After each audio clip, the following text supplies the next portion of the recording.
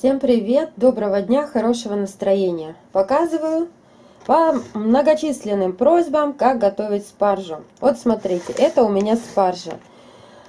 Есть тоненькая, маленькая, это спаржа распределяется по квалитету, да, по качеству. Вот эта спаржа, она вот толстая, она вся отборная, это среднего качества. У фермеров прямо на поле мы купили вот это килограмм спаржи, 3 евро стоит. В магазинах можно найти, конечно, разную, но она стоит дороже. Я всегда покупаю фермеров. Вот смотрите, вот эту спаржу намного проще готовить. Самое главное в спарже — это ее хорошо почистить. Вот сейчас я вам покажу, как я это делаю. Готовить ее несложно. Нужно знать, как с ней обходиться. Нам нужна вот обычная картофелечистка. Почему мне нравится именно вот это? Вот она у меня сейчас полежала в холодильнике день-два, и уже, понимаете, появились вот эти вот хвостики. И я теперь понимаю, на каком уровне мне ее надо чистить. Если я сниму очень тонкий слой, у меня получится, как будто я ем какие-то веревки, что ли, или что-то такое. Знакомый вкус, да? И вот ее нужно почистить хорошо, но не очень глубоко, чтобы спаржа осталась. А высшего класса она вообще толстая. Вот смотрите, я сейчас 2 раза прошлась по спарже, да, у меня очищаются вот такие тоненькие. Я их не выбрасываю, но тем не менее мне спаржу надо дочистить.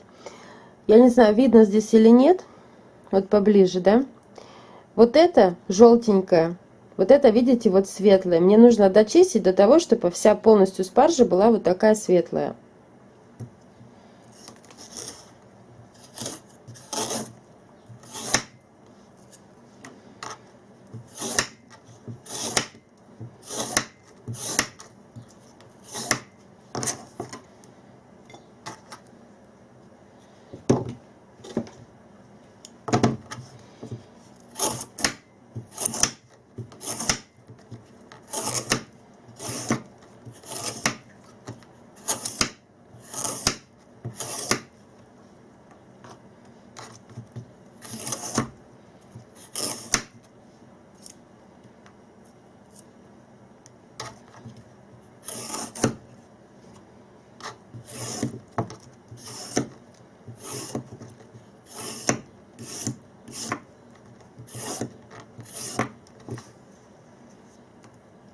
Вот все. Одинакового, ровного, светлого цвета. Вот эти не обязательно отрезать. Очистки мы не выбрасываем. Сейчас дочищу и расскажу вам, что с этим делать. Ну вот смотрите, у меня есть поломанная спаржа, чтобы ориентироваться, сколько чистить. Вот это вот все, видите, какая толстенькая кожурка? Вот это вот все надо счищать. Вот до этого самого слоя. То есть, если вы просто так пройдетесь, оно и будет у вас как нитки, не жеваться. Прям как картошку вот так вот берем и чистим. Но в руках не очень получается. Вот и все. Вот видите, чуть-чуть смахнулась тоненькая, значит, это все равно надо счищать. До самой спаржи надо добраться. Нам вот эта вот кожурка верхняя весь аппетит и портит. Мне вот, допустим, проще ориентироваться, когда спаржа уже полежала. Я вижу пожелтевший слой и вижу, видите, разница какая? И вижу, где уже сама внутренность этой спаржи. Что, конечно, есть предположение, что сразу с поля это будет вкусно, но думайте тоже о своем труде, о своей работе, что вот это тоже все срезаем. Ничего тут страшного в этом нету. Это растение. Желтые пятнышки вот эти не оставляем. Ну, как картошка, как яблоки. Вот это вот тоже все грубости вот эти срезаем. И вот сразу видно, где я не дочистила, да, где эта кожица осталась. И вот то, что я не дочистила, оно во рту и будет волокнами, которые вообще непонятно, что ты там жуешь. Вот. Вот теперь смотрите, какой процесс. Я налила воды в мою небольшую кастрюльку, в среднюю. И вот эти вот очистки, я так понимаю, хватит. Вот эти очистки я сейчас буду просто варить. Сюда нужно чайную ложку соли и столовую ложку сахара. Поэтому варить я буду ее немножко с другим рецептом. Я уже так делала, я хочу сделать с укропом, с чесноком. Это у нас пошло, значит, на плиту. Так, мне нужно ее запихать в маленькую кастрюльку. Вот это я отрезаю и режу на две части. Складываю в тазик. Хотите, можете не разрезать напополам. Дело ваше.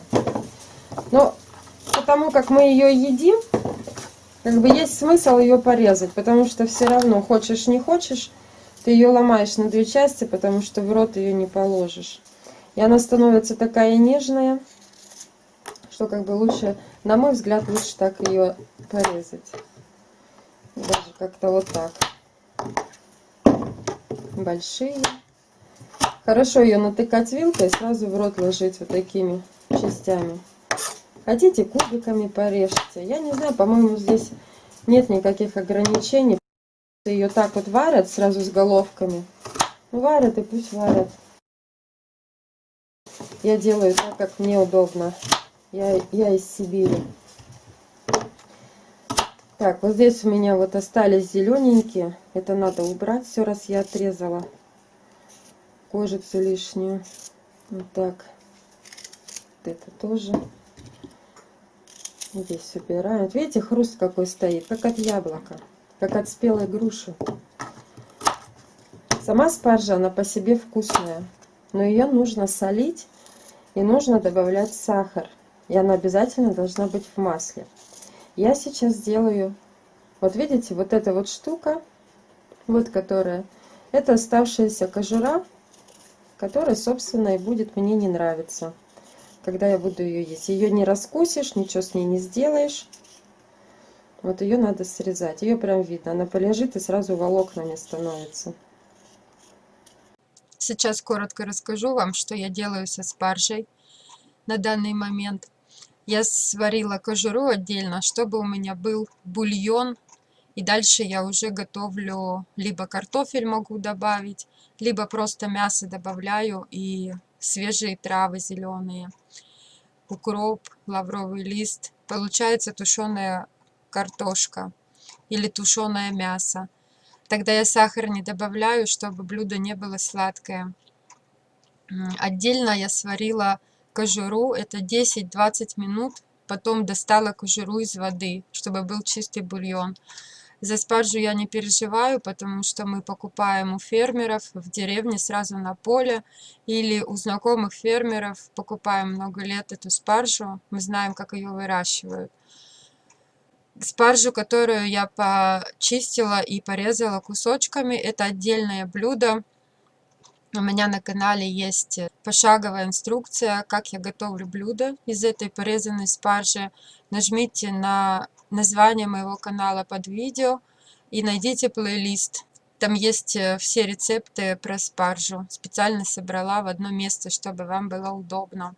Подписывайтесь на канал. Спасибо за лайки и пишите отзывы, что вы об этом думаете в комментариях, как вы готовите спаржу.